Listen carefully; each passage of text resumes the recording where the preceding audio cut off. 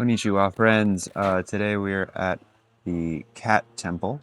Um, it is the origin of the Maneki Neko, which is the little kitty that everyone sort of knows and loves, the little waving kitty figurine that often has a movable arm. So I was just doing some research. This temple here, you can see these little offerings people make with what they call the beckoning cat. Um, yeah, the story behind the cat is essentially that um, they there was a guy in the 1400s, and he was on a falconry trip, and he was riding past a temple, and um, when he when he passed the outside of the shrine, there was a cat that sort of was waving at him, and he decided to stop at the shrine, and it saved him from some terrible storm. So he kind of thought the kitty saved his life. So that kind of became like an offering to the cats. There's like hundreds of cats over here. I don't want to be rambling the whole time.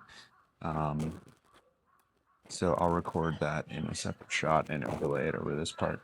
Um, but yeah, just another, super cool little shrine in Western Tokyo. Being out here before I do a big sushi omakase shortly, which should be interesting. It's aged sushi, which I'm sure is even grosser than normal sushi. Dry aged sushi should be very interesting, kind of like more cured fish you would think of it as, but it's supposed to be very famous. Here's some more little stuff. The garden, lots of tourists. Another shrine. I'll get some of the kitty sketches here. Everyone's having a little photo op in front of the kitty statues. We'll get lots of close-ups of the kitties shortly, but you can kind of just get a little taste here. Um,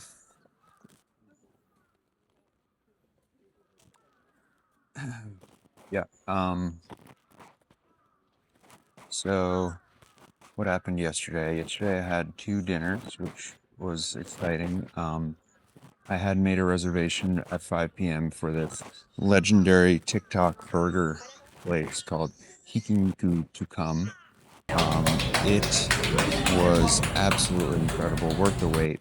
I was trying to eat there for a while. It turned out, they don't take any walk-ins. It's like kind of like the soup Nazi of hamburgers, but it's a really like cool, slick place inside. They let you in one at a time. You order on this little machine, and I mean, they can just make a freaking hamburger. It's basically a meatball, and they give you three of them. They have these very specific instructions on how to eat it. I tried to vlog some of the reactions while I was there. Maybe I'll put that footage at the end. I don't know if I really feel like editing it or if it was worth editing. Um, but I have some uh, great phone videos of the burger and the process and just this like super high heat flame grilling they're doing. And also, hands down, the best rice I've ever tasted. I've tasted in Japan. I forget where they said the rice was actually from, but it was incredible stuff. It was just super hot and fresh, and they'd keep refilling your bowl. They had like a special egg station where you could add raw eggs to the rice, which is something that's very popular here. Um, so yeah, I had that at 5 o'clock. I had to. So basically, like Orson and some friends invited me to dinner, but I had to still eat the hamburgers before, just because I'd been waiting for 2 weeks to eat these hamburgers.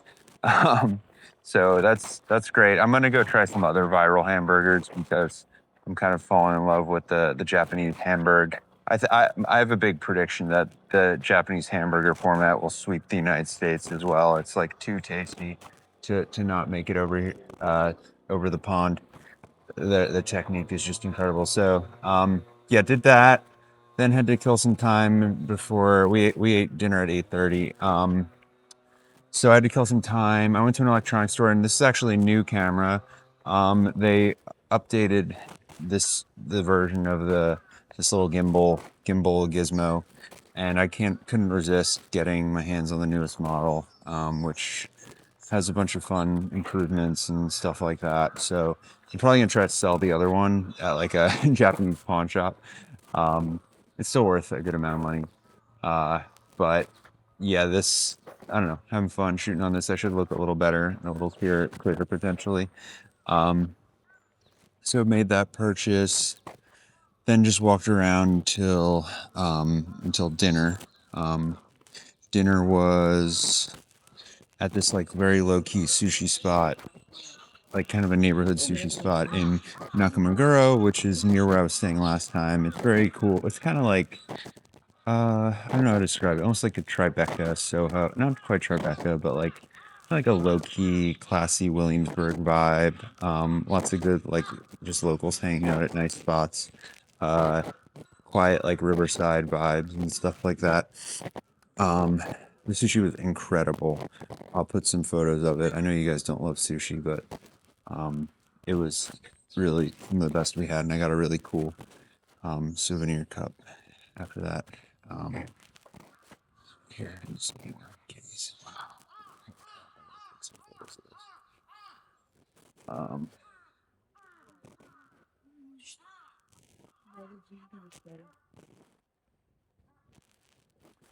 um,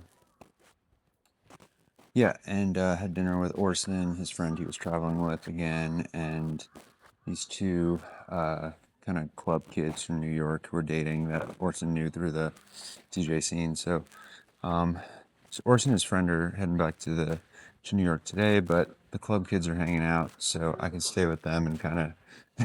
We're gonna go to this thing called an Otter Cafe. We were planning on doing where you basically you hang out with these like they let you basically pet a bunch of otters. You know, they have all kinds of cafes like this, mini pigs and capybaras and stuff like that. So that should be fun.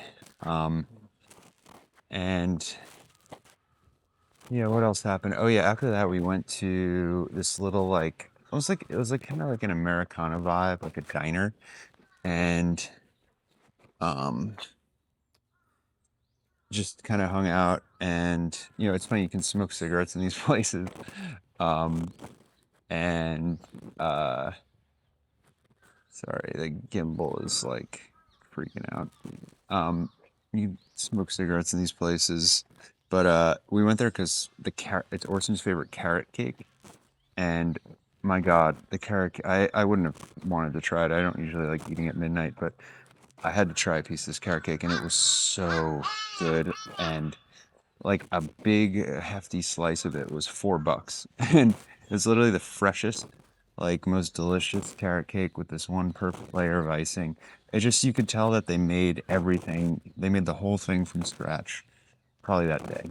Um, and yeah, for $4, it's just absolutely insane. The quality of the food and just again, like anytime they're doing something, they're doing it big. Like I had a decaf this morning at some like random throwaway coffee shop, and you know the girl is just like doing the pour over like her life depends on it, and like tasting it to get like a feel for how it it tastes before she serves it and stuff like that. Just incredible attention to detail. Um, so yeah, um, pretty cool stuff. Uh, Thanks for tuning in. See you next time.